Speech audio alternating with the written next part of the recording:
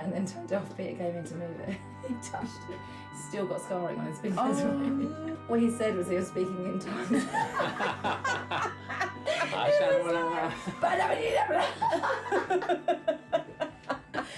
was hilarious. And then even later on in Rosary, I was thinking of it. I had to try and stop laughing.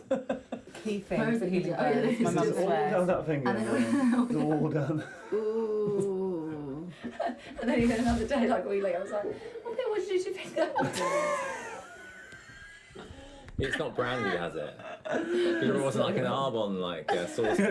No Arbonne product can heal it. Written on your hand. Branded for life.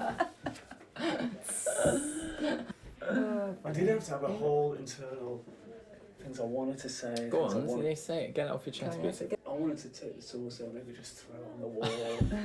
Maria, can you not do that again, please? Get all. You can't put your hand on your face, Peter. Just check it one more time so my nerves are settled. Hello, welcome to One of Nine. Thank you so much for joining us. We're doing a double date today. Peter and I have met up with Hermione and Paul. And some of you might have seen Hermione's other episodes. Oh yeah, she's one of our faves. We spoke about Hermione and her faith journey and then homeschooling. So if you've not seen those, then go and have a look and becoming a mum and all those things. But we thought it'd be lovely to get chatting with Paul as well and Peter and talk about marriage and how we get through all of that. So thank you for joining. This is exciting having my old friend Paul here. We're all in like a similar stage of life, similar amount of kids. Similar. Let's do some. You're going to face that way a little bit. Sorry, Peter, but otherwise they can't see the back of your head. Yeah, they can. They just have to live with it, mummy. I think. You're going to have to turn a little Peter, bit. secretly, please. Not having it. No. Yeah. At least just We calm can the talk back to of each your other head. like this. It's Can't gotta we? be- So Peter, It's calm. how are you? But we are similar. Teenage children on there. Let's do some ambiguous head nodding. Young children, recently babies, maybe more babies in the future. Please God. Please God. Yeah. Aww. Should we all do it together, please God? All right, Please should we try and God. please God. All together. Alright, so do that bit again then, we'll go. 4, 3. Please, Please God. God. Please God. That was like a church, please God, where like there are always someone out of kilter, isn't it? Hail Mary, full of grace. It was me. Same stage of life. And it's been such a lovely thing to actually journey it with you guys. Like I have definitely felt so encouraged and supported by you over the last, we've been parents now for 13 years. But, and you're slightly longer than us, Maria, and then obviously Peter now. Slightly behind you, yeah. Ever so slightly. So privileged to be at a wedding, see it all from the beginning, taking off your relationship. Such a beautiful miracle. But it does help as well, doesn't it? Having good friends that are also married in similar stage of life. And I definitely, like you say, am inspired and comforted and would come to you and think, like, if there's something going on, I think, call Hermione. Oh, likewise. But I think that's the thing, is that you can't do the life that we're trying to do alone. We are built for community. We're built to be in communion with others and to do it on, sort of travel together. And if you don't, then it's so much harder in so many different ways. And actually, even think back to when my parents were, living the faith, and as converts, they were really embarking into sort of like a brave new world. And I could tell if Mum was having a bad day, which friend she'd phone. There was like a list of about 4. And it's the same for me. Like if I think, who would I phone in that environment and I'm stressed, or who would I text or reach out to for a prayer or whatever? I've got a similar sort of small network. It actually is when it comes down to the nitty-gritty, there are only a very few people who really get it. Yeah. And it is people in similar situations. Oh, this is my best friend ever. Oh. He always gets all the texts all day long. Honestly, we actually are a bit incessant with our messages in the day. That's nice. Yeah. What are you going to do in Lent? Because you're giving up your phone? Oh yeah, so I've limited my screen time at work. It's a carrier pigeon. Oh, there's a pigeon there, yeah. It's a carrier. Constantly waiting for it. No, but I've limited my screen time to certain times. So it's like Who's that woman switched in the off window? at certain hours in blocks. that's But we good. do actually, from 11:30 in the morning, I can check my phone. So Yeah. I'll be texting at 11:30. Well, I think 11:31. But with Len, it's more we were trying to think of things we'd do as a kind of that would be life-giving, weren't we? And like in terms of as a family, things that we would do that would, I suppose, push us together a bit more, like avoid kind of screen time and unnecessary kind of messaging. And like I always think, like when it comes to, for instance, like giving up TV and things like that, or also what space does that create for us to like like we've something been playing positive. games and things like that, haven't we, as a kind of family? So what things are stretching us, or kind of like basically steering us away from having kind of time together, and also what can we give up that brings us close to God and to each other as well. So Yeah. It's a good balance of Yeah. both sort of things, like giving something up, but also taking new things on. It can be tempting. I remember like in earlier years of, this new idea, this really new idea. We used to just give things up, but now this new idea just takes something on. Just like start being more friendly or being more this. And so you think, oh yeah, that's a really good idea. But when it comes to it, I don't really monitor that. I need to have that self-denial. Absolutely. And I get a little bit worried before Lent as well. Not that I want to take this whole conversation up with Lent, but about what I'm about to embark on, just think, I don't know if I can really leave my bad habits behind, or whatever it is. And Ash Wednesday comes, and actually, I think it's the grace of God that you just actually get this, I'm going to do this. And it was okay. And it's freeing. It's so freeing, Yeah, isn't it? it I is. always feel like surely that's binding to give things up. Surely Yeah. it's binding. And I was honestly, worried the older about I get, committing, yes, but it it does actually become easier. Yeah. Excuse me. Do you know where the nappy wipes are? Because Lani's wondering. That's a great carry. There were some down there actually. Lani can just use the toilet. No. If I put certain things in practice, it's like a call to be better, you know. And I think, so for me, like the start of Lent always feels like a hopeful time, because it's like I could use this time so well, and because family life's so busy, it's easy to not really be thinking about those things, and you're kind of rushing In through the tumble dryer, aren't you? Yeah, the kind of the craziness of life, and Lent causes you to kind of like take a breath and think, what do I need to fix, or what do we need to work on in our marriage, or what am I not doing properly, like with my relationship with God? Or I've always found Lent quite inspiring that way, even though we did do I did a rubbish job of it last year. Very honest. I think we've also struggled sometimes to like say to the children, you know, we're all going to fast now. And this year I was just like, we're all going to fast. And they were like, Slightly okay. insane. But like, if you do it in the right tone of voice, things change. Like, we're not saying our kids are stupid or anything, but you know, like if you say, this is so great for us, instead of, yes, it's a very, very bleak time, we'll just have to suck it up for 6 weeks. Do you know what I mean? Like, it's all about how you communicate. Just really trying hard to get daily mass, making sure that we make family prayer times like an absolute imperative. You know, things like that are non-negotiables, and once you put them in that bracket, then naturally they become the structure of your family. And that's so much more of a gift. Saying that, if you go to daily mass in the morning with us, then the rosary takes a bit of a backseat. So it's a bit of a juggle. Still trying to figure that one out. How are we going to get the kids to do the mass and the rosary every day? Do you, like, at the start of Lent, do you both sit and make a plan together about what you're going to do? I wish we were as organised as doing that. We do start saying, Peter, Lent's coming, what are we going to do? I say we. I'm the Royal one we. Well, speaking. you and the baby. We go to Peter. The second year in a row, we've read Peter D. Williams' Facebook post. Oh, yeah. What about? About I know who he is, but- fasting in the past, fasting and abstinence, and what they used to be in the past, and then the different relaxations along the way. It's just so interesting because I go into it like, can I give that thing up? And then when I read Peter D. Williams' post, and I think, okay, go from the other way. Nothing. What can I have? Okay. And it is. I just feel so much more like liberated, feeling like, okay, look, people did that. Like they weren't eating till 6 PM, and they're only having like a really small thing or whatever. And it just makes me think, stop fussing about not having gluten and dairy. Big deal. I'm still eating. Yeah. Loads. I mean, I'm breastfeeding, so it's like. Chop up that thing. That way. Chop out? My gorgeous. I'm just gonna chop off that.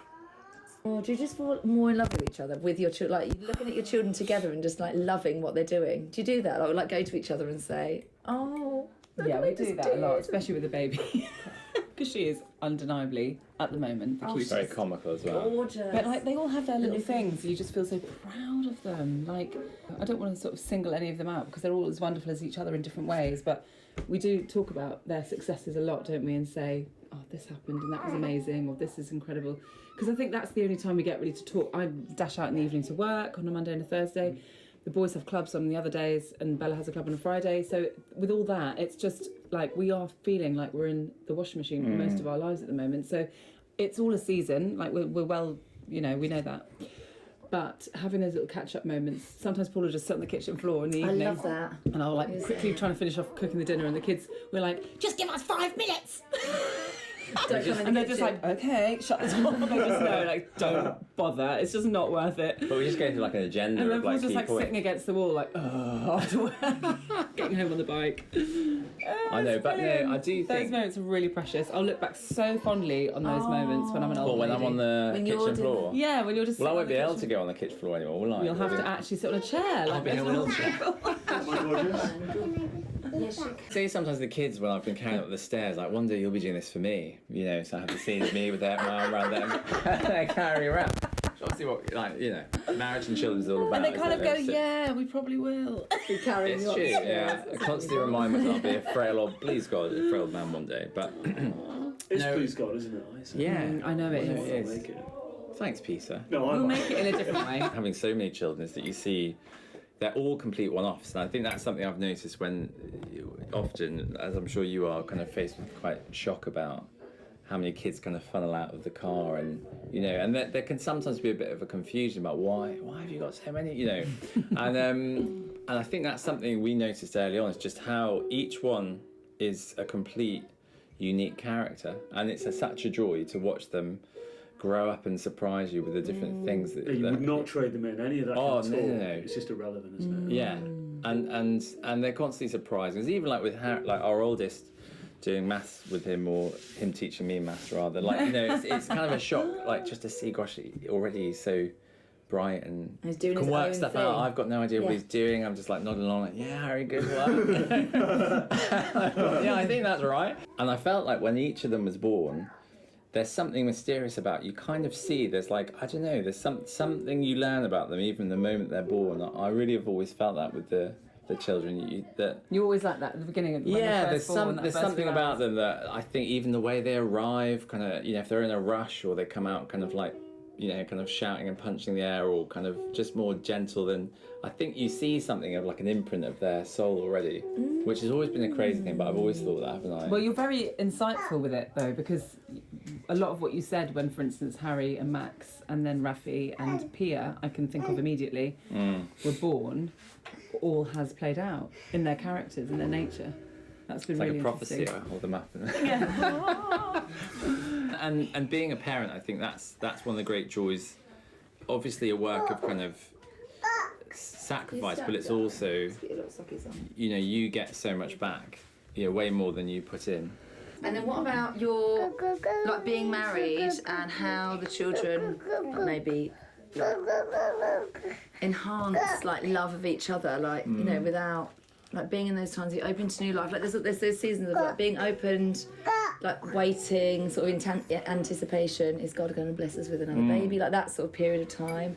And then being blessed with a pregnancy, and then going through that together, and then there's a new baby, and, like, learning all the new lovely things that they do, and then they're growing up as children. And through all those seasons, do you think it's, like, different in your marriage? Do you think it's the same? Like, are you Oh, it's sort so different. It's so different. So of, how's it all playing basically, out? as soon as I have become pregnant, like in our experience anyway, I basically just become much more needy.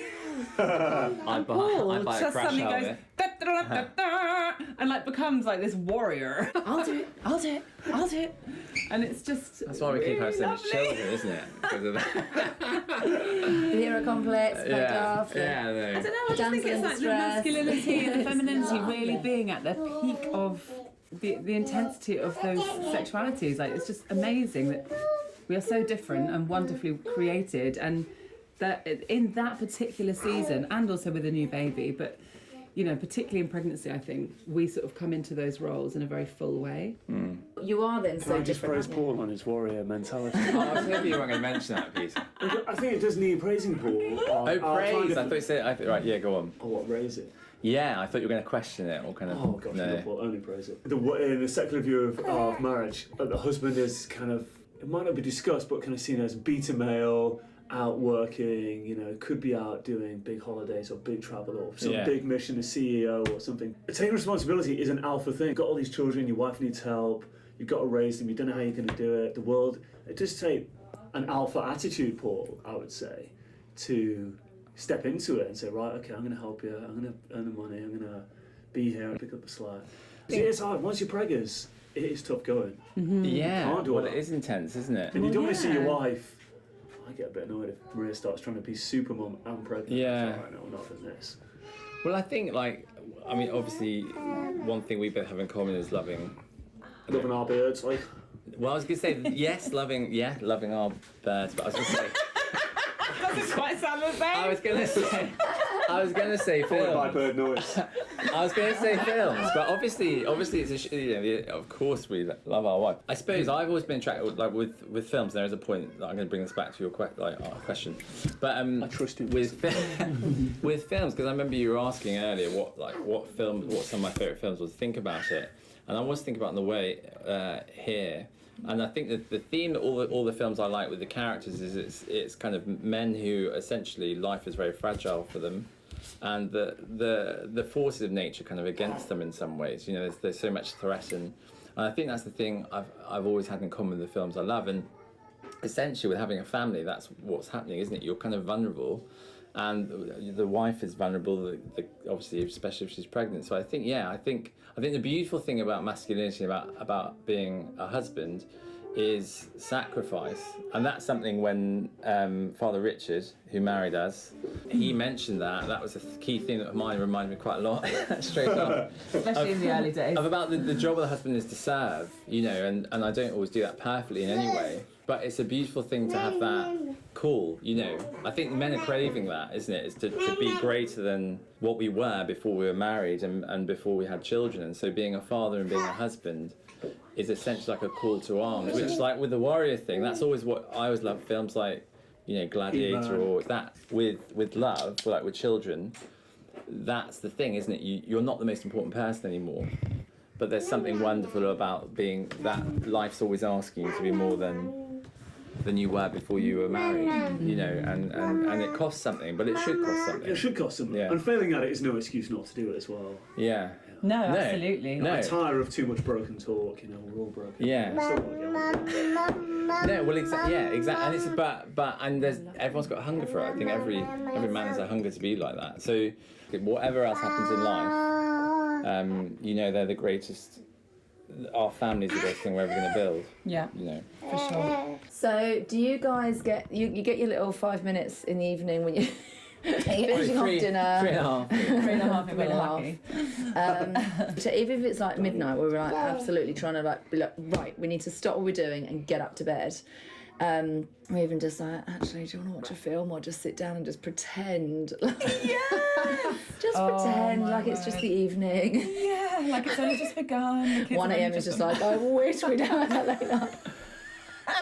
But sometimes it feels good, and I think sometimes it's just like about muddling through, isn't it? Just muddle through, work it out. But we've got to spend time together. And you sometimes go out on dates. Do you ever get out, or do We you don't get out as date much as nights I'd at like, home? But what, you know, yeah, we do that. Well, we had Do a funny that. date night a while ago, didn't we? In the kitchen with the not the floodlights. That sounds strange. Disco lights. There'd been like a We do kids. have a disco. We have like a It's disco. really So for one. But there was one night, I think we got the kids to bed and it was still on. It was like a party for someone, so we just sat at the kitchen with like on 2 stools as if it was like, it felt a bit like a nightclub but in our kitchen. Do you not remember? She doesn't remember it. I remember Are it. you sure that wasn't like a really long time ago? It was quite a while Yeah, ago, I but it was think pretty a really good. long time ago. Anyway, go on, you answer. Pretty good. It was pretty good. It's pretty good. Go on, you answer. Funny. When we went over to Hermione's one time, Paul had left all messages in the house. Oh, Love you, babe, in the yes. fridge, stuff like that. Yes, remember Hermione? We'd make dinner and stuff. Do you know what? This is a year ago to the week of our last episode. Do you know that? No. Yeah, because that was my birthday day. That's why the notes were there, because it was my birthday. And my Not birthday's just the next usual week. day. So Wednesday, so it's so interesting. Every It's day. literally, I didn't even say that already, Nice. but Paul is gorgeous. You're really romantic a lot of the time, which is such a lovely gift, and I take it for granted a lot. And I often think to myself, like when I hear about other wives and stuff, I just think, I can't really say anything. I get a lot of flowers and lovely treats, and like he'll just come home with surprises, or like you'll go to a coffee shop and just be like, oh, I just thought you might like a coffee. Thanks. No, it's true. You're so good at that. You're so good at that. And like he always just hits it on the money with birthdays. Not only for me, but also he's really good at gift giving with the children. That tends to be your love language. I was wondering Dare I if that was say? going to come out. Yeah. Love language. Nervous twitch. I found it the other day. I found it. Oh, it's so cheesy. I mean, the book itself. Is What's an wrong with love interesting languages? read. Starts looking like a chicken But ball. I do think it's interesting to see where people find that they find it easier to show It is affection to helpful. others. And where people And I'm the appreciate being opposite. loved. So Yeah. sometimes I think if you want to give in a way, like for instance gift giving, predominantly I imagine you also want to receive in the same way. And I kind of on don't your always radar. get that because I'm just kind of like, well, surely he won't want a gift if he wants to give a gift. But actually, I think he probably does. So I need to get better at love language, get better at just surprising with a coffee. The last episode was this. Paul said, okay, you're going to wait. I went to some adoration. It was so lovely. He was like, just go to pray. So I went to pray. And he said, on the condition that you bring me back a coffee on the way home. I called him on the way home. I was like, Paul, I'm really sorry, I'm only leaving now. Do you still want that coffee? So he was like, Yeah. I think it's kind of the moment's passed. Massive mum fail, or wife fail, should I say. So yeah, I'm definitely not as good as that. But But you read the book Love we don't go, Languages and you... well, I read some of it. I'm very good at we finishing talk about books. it a lot. I thought you read the whole thing. No, I did not read the whole thing. I You'll should give have up read right She the took whole extracts out. Where's your baby? She's pointing. She- But where is But Daddy? Jemima did expect that the baby would earn her. Oh dear, Daddy got it. Daddy got It it. wasn't immediate. It was not immediate. The first day the baby came home, she did not want to touch her. Who? Frosty. Frosty the Snowman. I know what you're going to get. But this is lovely that you just see. Yeah. Yeah, she can be a darling. She's real Baby had the heartbreaking. milky diet of kisses from the other children. Broth snobber. Bone broth snobber. Don't talk about that. How did you meet? Yeah, Well, I we know met a on bit. the Youth 2000 Converse. mission team, and I was really resistant to joining because I was in a phase of life where I just thought earning money and having a social life was way more important and exciting. And Charlie Connor persuaded me with many a phone call, along with friars and so on. They were really convincing. So I was like, okay, So what age were you? fine. 18? Yes, 18, nearly 19. What did they say? You'll find a husband, you'll find a husband. No, not in the slightest. They were like, this is going to be really good for you. And I just kept thinking, but surely I'm supposed to be serving other people. I'm really not in the right mindset for it. So how is it going to be good for me? Because it shouldn't it be about the others? Anyway, they were just really amazingly generous about that. Just like, we think you need this. So it's so amazing because if it hadn't been for their... Because I always had it in my mind that I was going to do it. My brother Edwin had done it before. So I was like, well, when I turn the same age, I'll just do the same thing. And I nearly didn't. But anyway, thanks be to God I did. Meanwhile, Paul was already on the mission team, weren't you? You'd already been on there a couple of months. Yeah, so I'd been on for about 3 months, I think. Me and my brother had our conversions at Walsingham. Your where we went. reconversions. Reconversions, sorry. Yeah. Like you our were already practicing Catholic. No, I was, but like a reawakening, like it became more personal to us. And then I saw, when we were there, I saw Hermione for the first time and said to my brother, if I'm married... Well, at first I was worried, I thought you were married to your brother. Because we sounds weird. surname, and I was 17 at the time. Not in a weird way, but like they both were playing on music ministry and they had the same surname, so I was kind of a bit miffed because like she got snapped up quick, but then when I realised they were brother and sister and obviously therefore weren't married, I said to my brother, if I married anyone, I want it to be her, and he just said, I haven't got a shot. He was like, you're not going to do that, Paul, which was a little bit harsh. But anyway, I had the Did he last have laugh. designs as well? No, well, I don't think so. That would be awkward now if that was... No, he didn't. But Find out before. If you can find out before the episode goes out. We've never had that conversation. What happened? Yes, then I joined the mission team because I started discerning religious life whilst at the same time discerning marriage, and so I joined the mission team whilst I was thinking about whether or not I wanted to be a friar or felt called to like the friars or the priesthood or to marriage. But it was a bit weird, like, because it sounds a bit weird. I'm pleased I didn't tell you before because I was thinking. Yeah, I that would've been remember it would be because I remember thinking for a year I spent, even before I spoke to Hermione, I was discerning, like, am I called to the priesthood or am I called to get married to Hermione, which was a bit weird because I'd never spoken to you before, but I kind of felt very kind of sure that it was one or the other. So it was a bit And you've not psychopathic. spoken? No, I'd never spoken to her. Yeah. You I locked didn't on even know eyes. who really existed. Thanks, Hermione. Like, no, I'm sorry. That sounds really bad. No, but it's true. It's I had a true. funny moment though. It's During that same retreat in Walsingham, where I saw Paul across the big tent with like thousands of people in it, and I really was like captivated by him. But it was just a fleeting moment.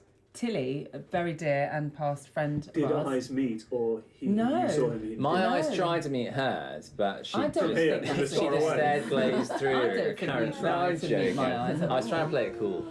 Because I for was a in a year. position, like, being on the music industry, you're in a really prime position to be able to see everyone in the whole tent, basically. If you just go like that, you can see everyone.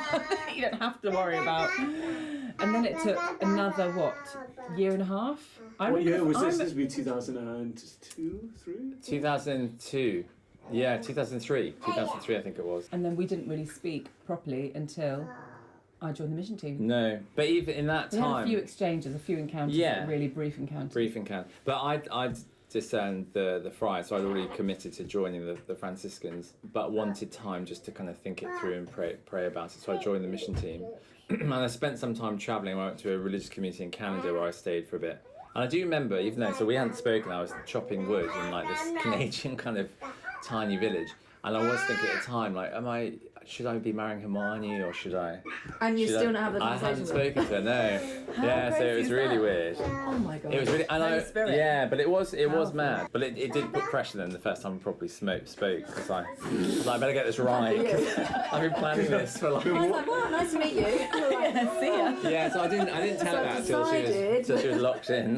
No, I didn't tell her for a long time about that because it sounds a bit it's like nutty. kind of a chat of biblical proportions, because you're going around on the assumption that you're in with it. Well, I was telling everyone, like, should I be married? Yeah, so there I was. And this isn't the first time we've heard this sort of story either. I think like Acts 2, this is like verse 3, this and is he the chopped the wood in Canada. in Canada, knowing. We had one of two options. Yeah, one of two options. And I'm like, woo, partying and nightclubbing and making a mess of my own life at the time. No, so it was really weird because I did feel it kind of strongly. I think this is like yeah. one of the things of like being in a life of prayer. Like if you're going to be in a life of prayer, that these sort of very unexpected things can come about. Like when we met, it was so fast. We're men of intuition, Paul. Two have that intuition. Respect. Thank you. More respect to you though, because you Yeah, just I traded can't. on it for a long time. You've kind of got to be open to that sort of thing. I think that the soul sometimes recognises things beyond time and space. But, I think there's a very mysterious relationship there where we know certain things innately before it actually happens sometimes. And not all of us, I think, it's easy to ignore it or think, oh, maybe that's nonsense. But I did really, I still kind of remember the feeling of seeing her the first time, which is a crazy thing when you think wrapped up in that is all our family, our kids, like our whole lives. Wow. I'll always be grateful for that because it was very much, But then it continued to be that intense though, because when we met on the mission team finally, after all these sort of like prologues on your part. Sorry. No, not at all. I was completely convinced that Paul and I were meant to get married within about, I think it was 5 weeks of knowing him. Of the first conversation. And then it took 2 more years. But they were 2 very formative and wonderful years, and you played out visiting the friars and then spending time committing to that community. Yeah, for a year. I stayed in the UK, obviously heartbroken and alone. Thought that I was never going to see you again. So that was a really testing time. That year was very challenging for both of us. Jemima's face. She is beaming from ear to ear. That's got to be on camera. You've got to get that in. That needs to be You in the just next shut the episode. big old That could be the mouth. thumbnail. So before we got married, I hadn't really sort of analysed marriage or anything like that. Peter, I feel like he'd come into like our courting time and was like saying, "Oh, I don't want don't want marriage to be like this or that, or I don't want us to, And I thought, oh wow, you've had all these like pre-thoughts about marriage. I don't know. It was off my radar to even kind of, I suppose, prepare or properly discern, or, And I think that's not a good angle to have come from, because I think we should have that giving God first dibs really on, is it the consecrated life? That's something that I feel like I missed out on giving that. And when you miss out on that, you can't go back. It is like God knows what the thing is for you. So if marriage is for me, then I would have known quite clearly. So I went into marriage and didn't really have all these like thoughts and things.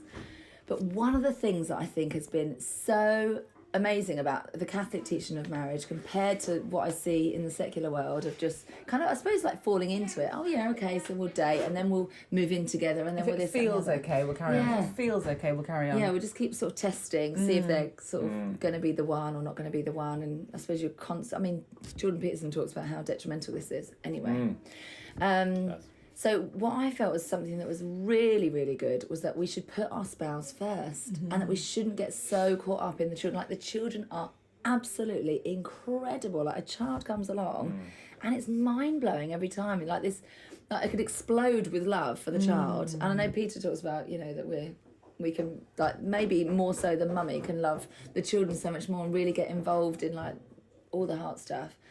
But actually that we should always have our spouse as the number one and then the children, and that serves the children. You can see that. You see that in families all the time. If the parents are really, really solid and that there's reinforcements, as it were, at the top, like proper reinforcements, spiritual reinforcements, time reinforcements, like giving, receiving, self-sacrifice. If you see that in marriage done really well, which I've seen so many beautiful times, the children are calmer, they're more collected, they know who they are. It naturally filters down to them. Of, like, their faith. They understand the wonder of their being in such a deeper way. And I think that is incredible. Having said that, that is the ideal. You know, we're all ideal. We all have the ideal of wanting our marriages to be really strong and reinforced and, like, yeah, us first.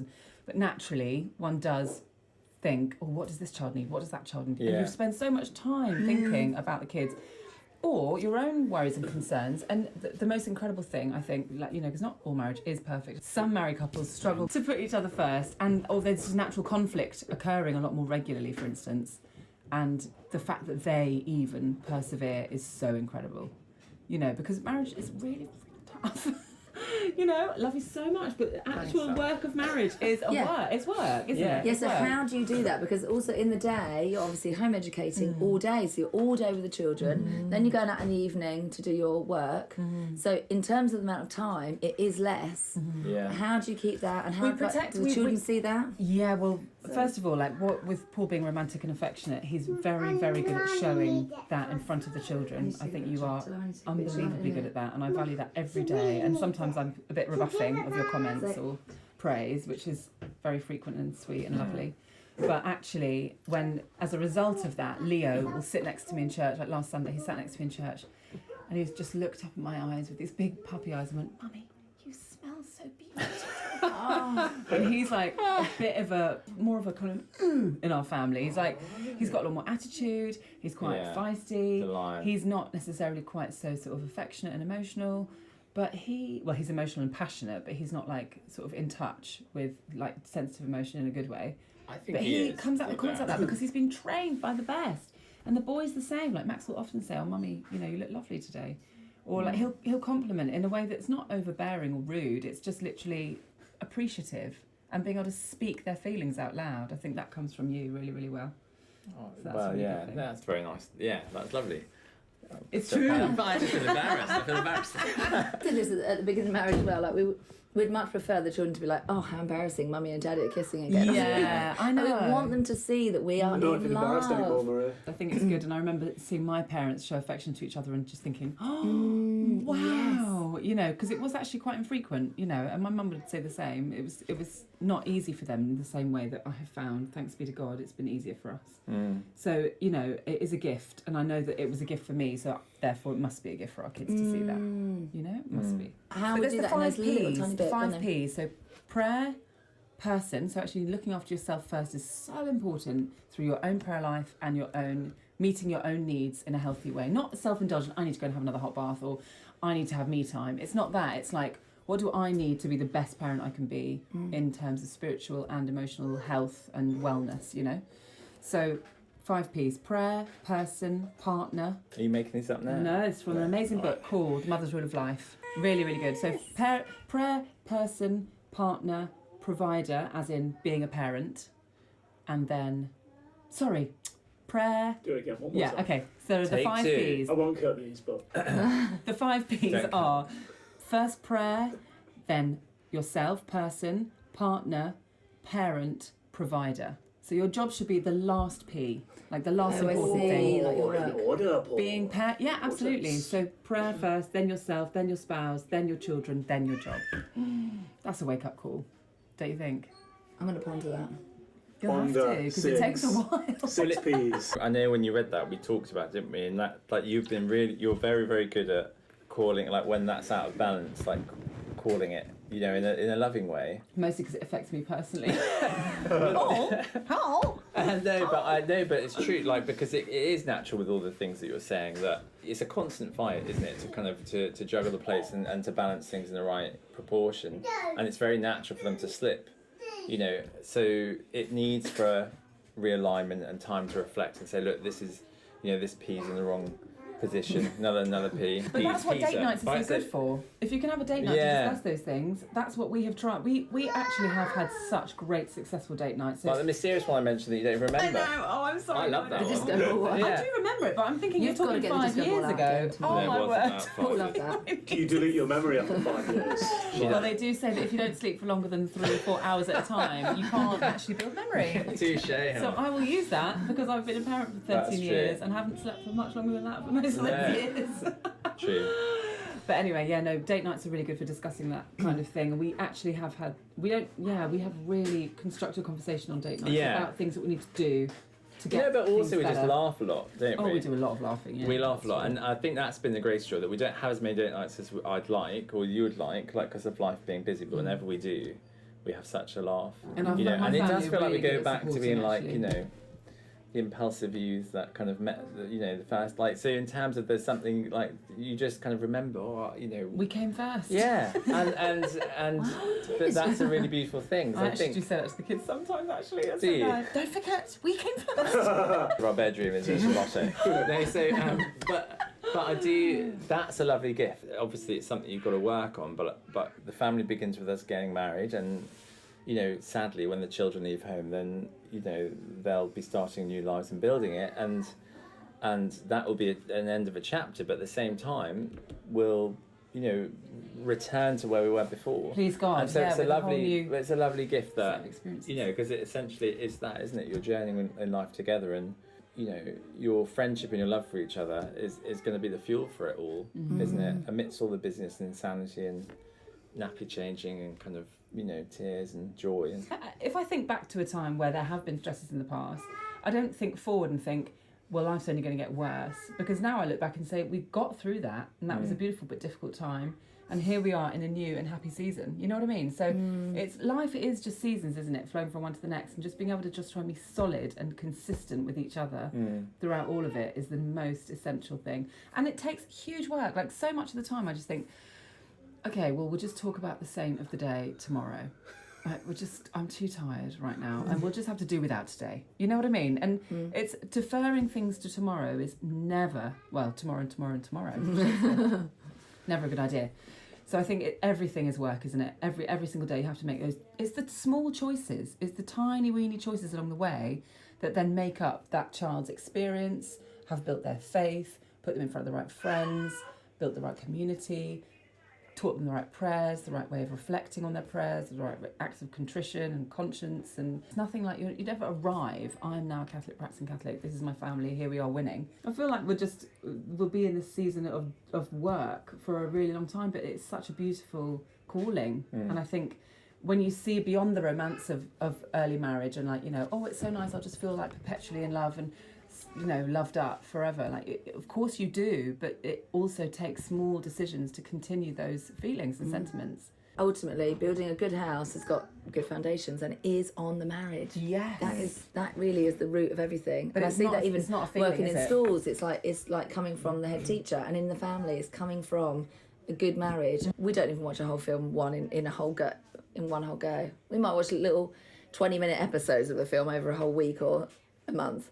But when we weren't allowed to watch films, that was also a really lovely time because it meant we had to like actually sit down and like play games and things together or whatever it was. And sometimes we love just like that escapism of just being like, oh, should we watch a little bit of that film or relax? But we really got into bananagrams and we started sitting there like having a great old time. We actually had it hanging Scrabble here. if you're not good at maths, Paul. all right, okay, so I should play it. All right. There's no numbers. You just kind of like have your own little... And you just make small words as well. 4-letter. Is. Yeah, is. Not. It's like, These little like date night things doesn't have to be having a babysitter and getting out. No, just, not just always. stay in there. Whatever it is, if you can get out, get out. If you can't get out, don't worry. Stay in, have a nice time. Just But also, be like, together have little for half rules an around hour. that. Like, You know, even protect that time. Like, say to the kids, you know, that's what we do, don't we? We like, right, tonight is our date night, so Yeah, we're just going to be on the get them pushed sofa, out. but it's at this time. That's it. Up to bed, lights off, or carry on reading for this amount of time. We just have some strict ground rules. They don't always get that. followed. Let's no, not there's always a brief be, cameo, isn't there, when we're sat yeah. down, we're about to... have a nice time, guys. Pop again. Hope you're enjoying date night. I'm like, we would be. No, it's lovely, really. It's lovely, because I'll be watching this. And, Oh, we love you In 10 too. years. For us, there are certain games we can't play, aren't there? Oh my gosh, bad experiences. What, just you two? Yeah, no, because it brings out Hermione turns Oh, into a bit of a... hilarious. Actually, games are Oh, not that's a so go-to for Yeah. us. funny. Yeah, really bad. We get incredibly competitive. Paul has a game face.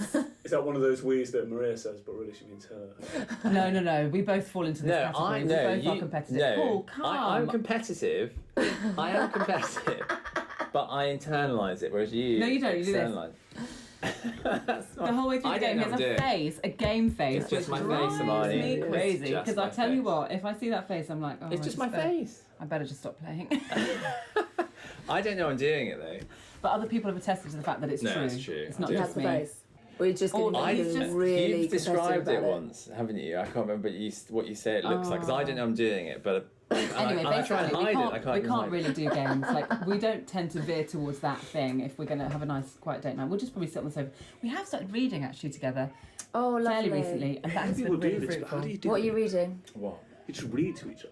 Yeah, We read Oh, it we as- did it for a while, Peter. We were We sitting on both- the sofa. yeah. We did. Yeah, I think about We both get a book, and we No, read the at the thing same is, Paul does time. was sometimes there fall in asleep body. because I prefer to read, and that naturally means that he will just get sleeping more quickly. So it can be a bit of a struggle at times. We might get through a It's still a chapter. beautiful thing, though. It is. I love it. I Yeah. love it. But on paper. It's But it's one of those things where it's like the idea So is sometimes so much nicer than actually the practical of it. But Like bread or something. oh yeah, well, Yes, why don't you just Yeah, Max, come here. Do you want to do a press release? We're going to have bacon and bread very shortly. Oh right, yeah. Sorry, yeah. I thought you meant on here. Peter's so cryptic. That's so funny. Pia just had the fork with the baby, and she was just like, What, darling? Yes. Peace. Oh. Peter wants to clean his gummy eye. Oh, you're going to clean the baby's gummy eye. This one. No, Hermione gets really cross with games. We played chess once, and there's 2 times we played chess, and she wants, I remember her looking, and I obviously did the face. I was trying hard to not do the face, and she thought for a few seconds, and she's erupted, threw up the chessboard, and the piece went over and just walked off. That's hilarious. Twice that's happened. twice. And I didn't I realise. have to say, The second time I was really trying not to do the face, but apparently I was. yeah, it's Paul just becomes quite provocative. Like he'll actually, I it's don't almost say like he anything. says, "Do you want to play a game?" And I'm like, "Oh no, I'm gonna hate you by the end of this game." You're already doing the face. Well, I tried, but then I think the face is me trying not to do the face. 'cause Oh yeah, I don't know what it looks like. So I'm You're just, so aware of it now, aren't you? It's like, That is so just don't look in funny. any way happy about what's happening that you're winning. That's what I've got to do. I wonder what would happen if we played a game of chess across this table. yeah, I know. We'd have to do it in teams, and I'd have to be on Paul's team. Otherwise, like we have done team games before. with, Yeah, like, we're my great with family, team games. and that's great. We get really excited Oh, about it fun. together. Yeah. But if it's like one or one We this can't be way, against each forget other. it. It's not going to work. Yeah, That's bad so funny. areas. I think I just think someone wins, someone loses, and hurry up, get it over with. Yeah, no, it's good of you. Much more That's noble. very phlegmatic of you. I just don't have that competitiveness in me. I'm just like, oh, banana grams, yeah, I'll just do my own little game here for a Does little while. Peter get more? Because I imagine because you've got a bit of a Yeah, dragon would, inside, haven't you? For it to be enjoyable, it'd be competitive. But bananagrams is a right laugh. I must say, we do have. It's fun. Oh, we'll have a theme to it. Oh, we've had some Yeah, funny well, things. Like you have well, to set. Do you think there's a thing where Lovely. I liked you 2000. I suppose it's the only thing we had really back then in the market for observing marriages and what did I want to get married in. Oh my gosh, is it gonna be like that? Don't use any names. Because it is, Yeah, no, it is helpful to have like, But, well, people yeah, married it- around you, isn't You know it? what? So I did Single. appreciate that. Like seeing like how seeing married witnesses couples of were. marriage. Yeah, Yeah, because like you 2000 you kind of examples. knew them when they were single. If you stayed around long enough, you knew them when they were single, and then they got married. You think, right, oh gosh. Yeah. Is that what it's going to be like? what's going to happen to like sparkling personalities. It's just dwindled, kind of. Yeah, just kind of broken weather shells of beaten. their Yeah. Isn't that funny, No, isn't thank it? you. Yeah. That was my kind of. I wouldn't say that was like a universal observation, but Yeah. youth 2001 was good for that. I'd love to know who you're talking about because I have no idea. Were there any that you were inspired by, Peter? Yeah, a few. There would be a. That's Maria. Yeah. It's very positive. But it was, Anything that you there liked was about kind Youth of. 2000? Yeah, there was some marriages I thought, wow. There was a couple of marriages sometimes I'd meet. What's more? And there would be the kind of power of that couple. I don't mean like the power status wise. Well, the uniqueness of that Yeah, couple. the kind of union of it and having children. Oh shucks, there's something going on here actually. I can't quite put a finger on it, but What, like in a Something good useful. way? yeah, something Yeah. a good way. Like the person in you previously, before they get just level with me if you like. But wow, this is like they're getting on with something, they're doing something, they're getting on with it, and they've got this union which almost could not be broken. You know, these guys are really for each other. Which is like, it? Year 2000. I feel like I think we weren't in that circle because I remember not having very many examples of marriage around us. 'Cause we got married. I was 22 when we got married, and you were 26. All right. So we were so young in our age group, as it were. That You were some of the first. Yeah. Pioneers. Kind of. In a way, I felt that way. I mean, I had gone to a There couple were of other people, weren't there? Catholic weddings before ours. In retrospect, there is the wife you see in public, I suppose that I would see in public, but now they've got married. There's the wife behind closed doors, which is very funny, very dry, very. So just because you know what people are like, don't you? You know the face, you know the little things, you know the behaviour. You can just say the right thing, and be very, because without some Mickey taking, things get out of hand. Personality gets out of hand without some. Oh, Gentle words from Maria to sort me out. Hand of judgment, is that what it is? Just very funny, but she wouldn't really be like that in public. If she's out somewhere, it'd be the Maria persona, which is fine. Peter. Well, it would be, you wouldn't like. I'm just say, asking for help. Oh, sorry. I'm Right. just kicking the baby in the head wasn't trying to be. This is an analogy for marriage right now, isn't it? But carry Lost in on. his thoughts. So I think sometimes that the marriage you see isn't always the marriage it is. If single people are watching it, you might think, well, But when you are married, you Don't have the almost do dishwasher. have to kind of step away in a way. yeah, you want from the public. From public life, Yeah, yeah. in the way of like, I remember how I was before I got married, and I probably lasted a few more years after that, maybe, I don't really know, I can't really remember.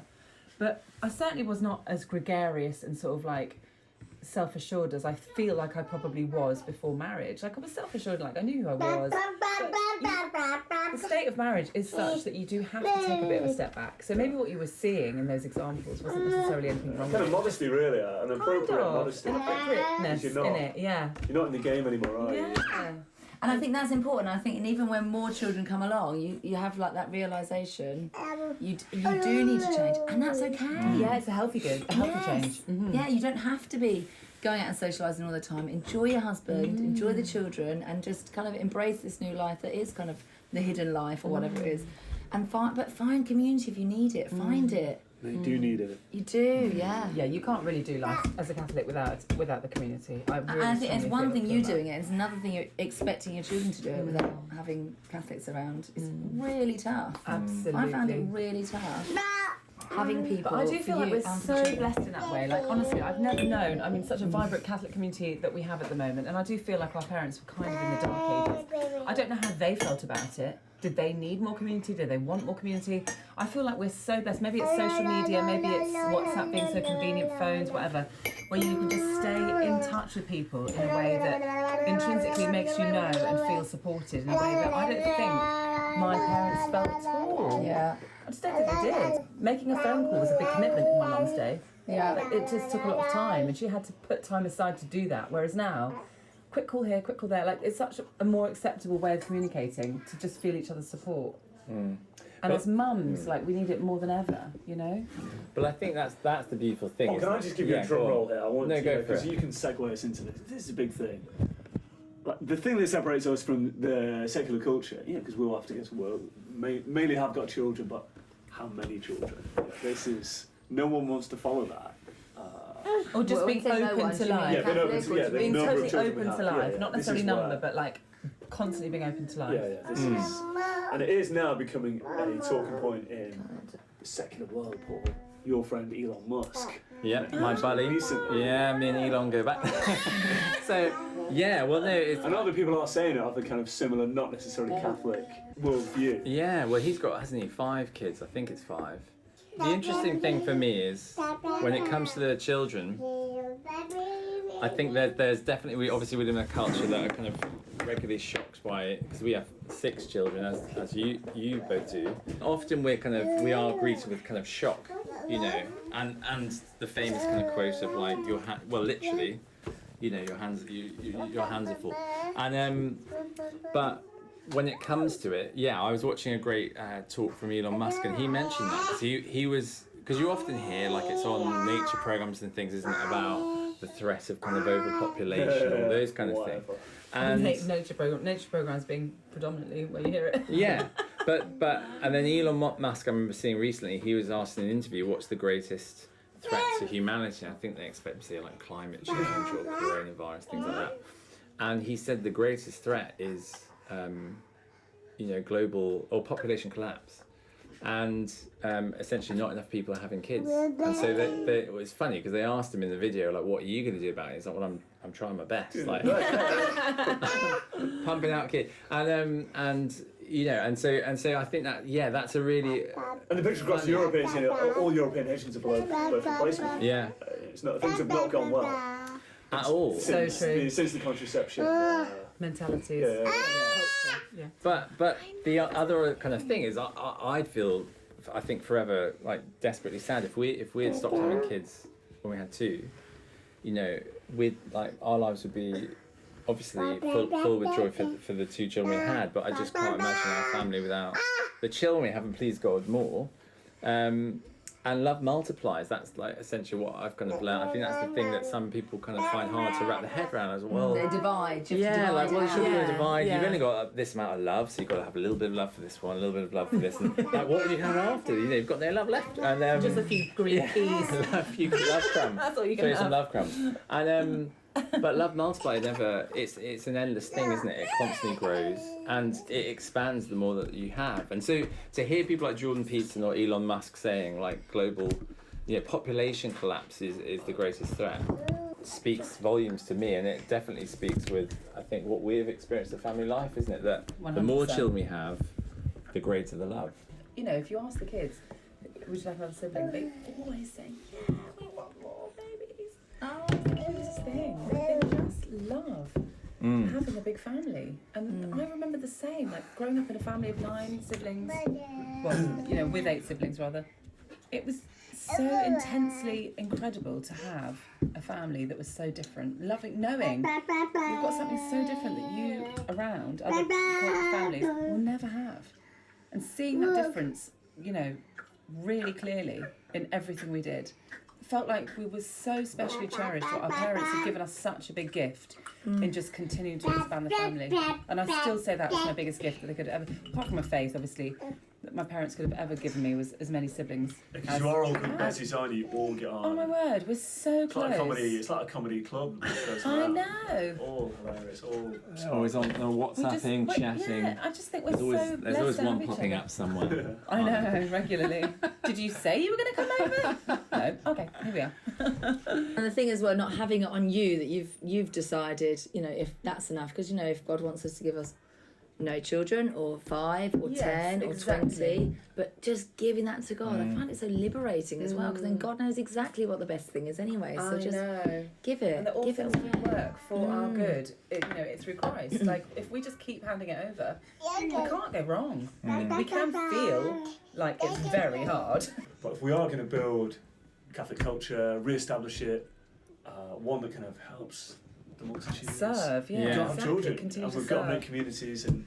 But also to build the kind of life which you think is acceptable within society always leaves too much room for error in a way. Like, does that make any sense? I'm not sure. But basically what I'm trying to say is if you're building this and something dreadful goes wrong with your 2.2, with a dog, whatever. There's no margin of error. Yeah. Oh, that's what I'm trying to say. There's no margin for error. So it's the feeling of suffering is far greater if things don't go according to your plan.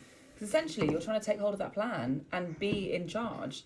But essentially, if you're still up against the elements that we chatted about, aren't you? Well, You're still against quite. worldly elements that are far and you're more also harsh. maybe not having the same holiday as so-and-so down the road, you know, with your 2.2, and they've got the same dog, the same, I don't know, but you're like, well, why haven't we got that? It's like you still have all those little conflicts, and they're horrendously bigger because you planned for it, and then you feel the all on burden you. of it, and then you're responsible as well.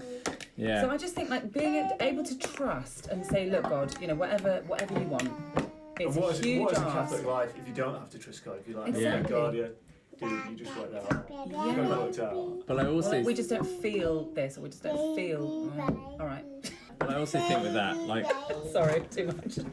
I'm never gonna. I think when I think to kind of on my, you know, when I referred earlier to me being a frail old man carried up the stairs by children. You know, when that happens, I know for a fact. I think my best kind of way of making decisions when it comes to this is I'm never gonna be on my deathbed thinking, you know, that where's my, I want my car there, like, so I can see it as I kind of pop my clogs. You know, who am I going to have there? I'm going to have my children. Yeah. You know, Please God. my wife. You know, so they're the legacy and they're the greatest wealth that we're going to have. And we always, you know, there's a lady at church who always reminds us of that, isn't there? Kathy always comes up, so lovely. and she always says to me, she always says, "You are a rich man."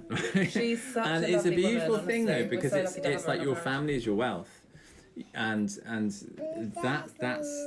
that's your legacy you're leaving behind. But that's what brings you joy. So that for me is the thing, Well, it doesn't isn't it? necessarily just bring us joy. It calls us to holiness. That is our path to holiness. And essentially, if you are trying to, you know, manicure and perfect your path to holiness on your own and make those plans for yourself, then really, Good luck. yeah, it's just going to be a whole lot harder.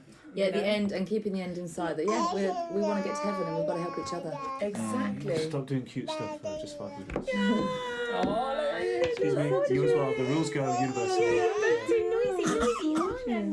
But I think that's, I mean, just to footnote that, I would say, like, that's not, I'm not, like, we're not criticising, it's not, you know, or making a judgment on people that have less children. I think Not in the what slightest. I'd say is, all I can say from my experience, I know my life would be a lot less fulfilling and a lot less rewarding. I could never kind of live with that, like, you know, with making that choice. You know, obviously we don't kind of make, I don't know, when like people say to us, why have you got so many kids and things, we don't turn around and say, well, why haven't you got so few? Although it's kind of tempting sometimes, but at the same time, it's like, we just know that this is what God essentially is calling us for. Too annoying to even be judgy-wudgy about people. Yeah, like, But I just feel sad because I still don't make a think... case for that.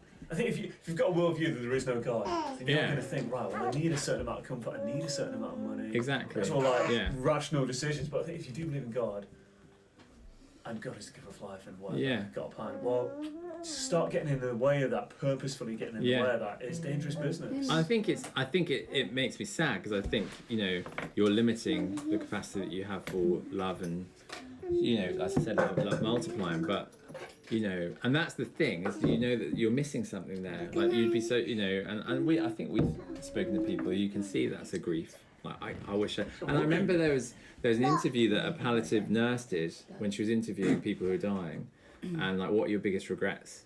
And the two main things that came up were, I wish I'd had more children, and I wish I'd spent more time with them. You know, they were the two main regrets of the dying. So I think those kind of things. Very telling. Yeah. That stage of life. Very telling. There was a family we went to see. They weren't interviewed. We didn't interview them. But the guy, and I thought it was good for me actually hearing it. He had a big bee in his bonnet about how you see children and that they are a wealth creator in material terms. If you give them long enough, you feed them, rear them. After 18, 16 years, they become earners. That's you kind of, in broad terms, it's a bit like your company and brings incomes and things like that. And But we know it's not just some. It's not just some kind of Cloudy. glowy, warmy. You're good for God or that kind of whatever language. It is a real civilization builder in real terms, which it has been. For generations and generations, that's been the way. That's Yeah, why that's it's been like the way. It's what built bakers Europe and in the sons, West. fathers and sons, Yeah, yeah. like, and son, you know, and daughters. Well, I think that's just, I think that for me, that is like a secondary thing, but it is a consequence. It's the same as like with It's good spiel like, to hear. well, yeah, no, it is, and it shows, isn't it? Like when you follow kind of God's law, like it yields good things, and it's the same with like, you know, like I think like I know that talking to people who, like even cohabitation, like if you live together before you're married, you know, Stats are bad, aren't the they? stats are terrible. So I think with those things, it's interesting when you have evidence like that supports. God has designed this for a reason. Why? Because it yields life and it protects our hearts and it brings good things. You'll know the tree by the fruits, you know, and it's the same with that. That's a kind of a great point that supports like essentially the beauty of having a large family. It's just a consequence of or a sign of God's wisdom. There's no middle ground. It's either you've got that, or what is the alternative? Oh, well, I wouldn't be married, or I would have limited my children. That too is either as hard or worse, or lonelier, or you just got to take. There's not a situation for us where every day is just a dream. No. Perfect, no. It doesn't exist. You It's a just fallacy. make a choice, don't you? What kind of ultimate goal are we going for? Essentially, it has to be about a bigger picture. It can't be about every day. If you limit yourself to how many children you're going to have because my next day will be tough, like or difficult or more, you know, annoying or whatever else, then you've lost sight of the bigger purpose. Yeah, what is the purpose? Life isn't perfect, and no marriage is perfect, no family is perfect, and that's not really the point. Like we're not going to be perfect, but like you're always so good at saying that, like, you know, our job is to get each other to heaven, and you're building something which, of course, and anything that's valuable is going to take a lot of suffering and struggle and work and mistakes and, like, you know, saying sorry to each other and fixing it again, and so it is like a work of kind of hardship as well as joy, and but that's a beautiful thing, isn't it? Like I think as humans, we always want challenges where it costs, as I said to you before, it costs something of us. And what more beautiful thing to kind of pour your life and your blood, sweat and tears into than your family. Thank you guys. Thanks so much for coming here. So today the Thomases have come to us because we just had our little baby. And they were so kind to think of coming to us. So thank you for coming it's such a and sharing the day with us. And our children have just hit it off out there. Haven't they? such We've just nice hardly seen them. They pop in and out, but otherwise they're just, you know. They could be anywhere. I couldn't be like that. On an adventure. So thank you so much for coming and chatting with us. Thank you for watching. Thank you, Peter, as well, doing all the technical things on screen. I'm so good. Yeah, pro. And God bless you. You're in our prayers. Thank you for supporting our work. Without you. And have you enjoyed this new format of wedging let us four know. people onto one camera? Could do it again. Yeah, we could do it. So God bless you. Thank you if you're enjoying the channel and can, you know, appreciate what we're doing. Then please consider supporting our work. God bless you. Thank you.